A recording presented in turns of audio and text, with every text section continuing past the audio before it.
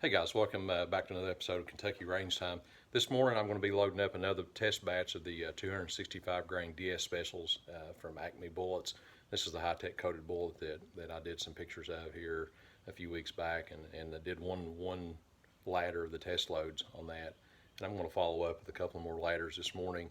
And a couple of things I've got going is this bullet is a .311 diameter at the base, and it's just a little bit too tight to go into the neck of the brass after it's been freshly resized. So what I'm going to be doing is using this Lee Universal Expander die to flare the top of the cases, these 300 blackout, and that'll let that casing go in there, let that bullet go in the casing without scraping off that high-tech coating, and maintain our coating around the bullet. Also today I'll be giving a test run to this new loading block that Justice 3D Creations sent to me. This is pretty neat. They've 3D printed this. It's pretty nice. Got a tray here on the back, and this is a fairly new product for them. They're still kind of testing it out and looking for some input on some minor changes to make it better. And they also sent me this plaque, multicolor 3D print.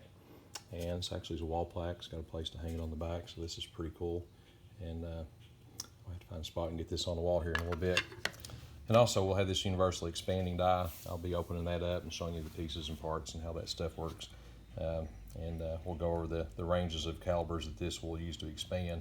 It's pretty quick and easy. I've already used it once on the previous set of test loads. And I'll get the camera set up in here in a minute and we'll get going. So this Lee Universal Expander die, it's a pretty slick little deal. It'll expand cases from 22 caliber through 45 caliber, and there's a couple of inserts that go in there that allow it to also expand cases from basically up to anything under 3 inches in length. And as far as I can think of, that covers everything down to about 50 caliber. And the way this thing works is this top comes off, there's these two inserts, and you change the length by rotating these over, the one that's on top. Depends on what diameter you're doing and what length you're doing. That actually goes up inside that cup and changes the case length, as well as changing the caliber diameter. So for 300 blackout, these go in like that. There's a chart right here that gives the combinations of which way to flip them for different heights and different calibers. And so that's pretty slick. And what I'll be doing, this bullet actually is the OD on the base of this bullet. I don't know if you can see, but it gets larger from here on out. This bullet is actually .311 with a high-tech coating on it. And it will not go in this case as is without scraping off all the high-tech coating. So what we'll do is, just like with pistol rounds, we'll flare the neck on that just a little bit, enough to where we can get this bullet started without stripping that high-tech coating off. And then when we get done, we'll do just enough crimp on this to pull that bell out, and maybe just a tad bit more. And then we'll get them off to the range here this afternoon and see how they do.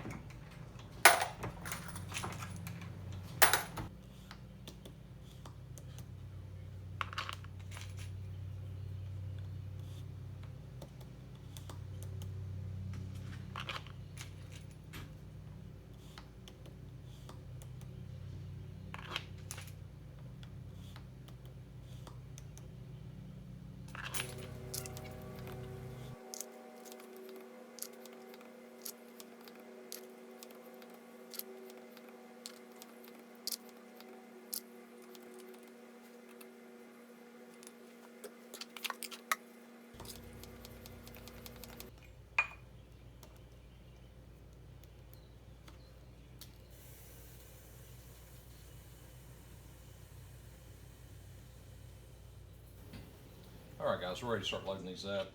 So I'll see one of these bullets and pull it back out here. We're looking for 2.1 overall length, and I have 2.11. So I'm gonna take that down just a notch.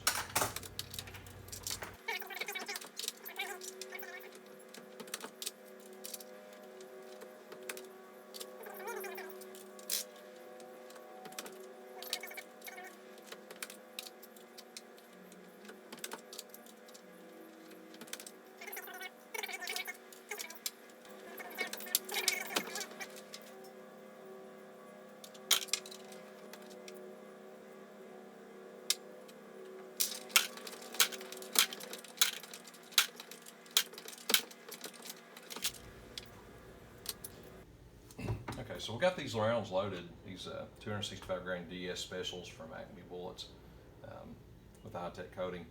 And as I mentioned earlier, I sorted these out by diameter, took the calipers and actually measured the base of them. Some of them measured 0.308, 0.309, others measured 0.310 and 0.311. So these are the 310s and the 311s, a little bit larger. I'm hoping these are going to engage the rifling a little bit better. But in the process of pushing in that little bit larger diameter base, they even after crimping, they won't fully fit into the case gauge. So when I did the first test ladders on these the other day, several of those would not feed and chamber completely, so I ended up just shooting a small batch of those. Today I want to do better, and what I've done is I have the loaded rounds. They've already been crimped. I've got my 300 blackout full length decapping and sizing die, and I've pulled out the pin, the decapping rod, and the decapping rod holder. And I actually have lubed these already, and I'm just going to take those right back up into that die. I did the first one to make sure that the bullet wasn't going to contact anything in there, and there was not going to be any setback on the bullet. And there you go. So it's not something I really have had to do with any other bullet before, but that pushes in there just hard enough to compress that neck down, creating just enough of a bulge that it won't go into the sizing die, which means it usually also will not go into the chamber on the rifle. So there again, we're going from just barely dropping all the way in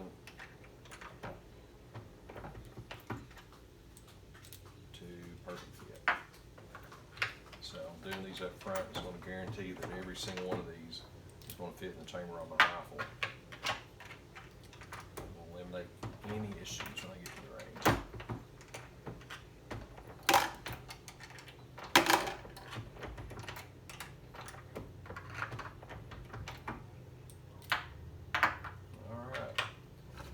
There you go.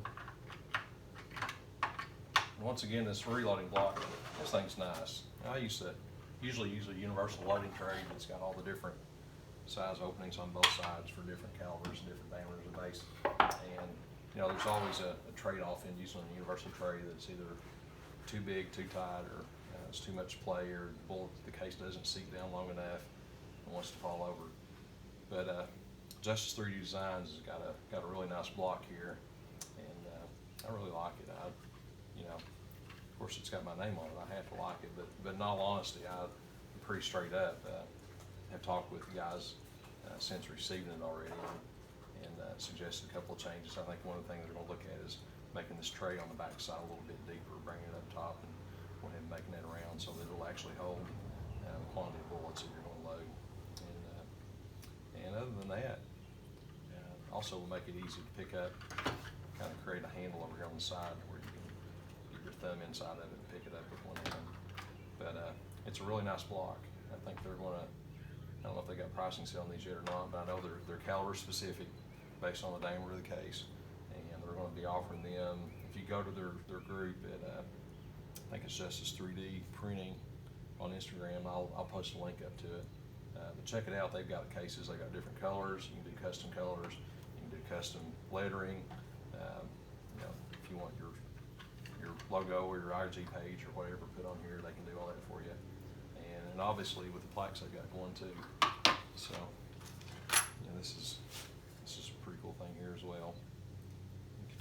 this time. It's got a hanger hook on the back, and they're just doing some really good work over there. So, all right, I'll be heading out to the range here in an hour or so, and we'll be running these and give you a range report. Following up later, hopefully with some ballistics and some group sizes.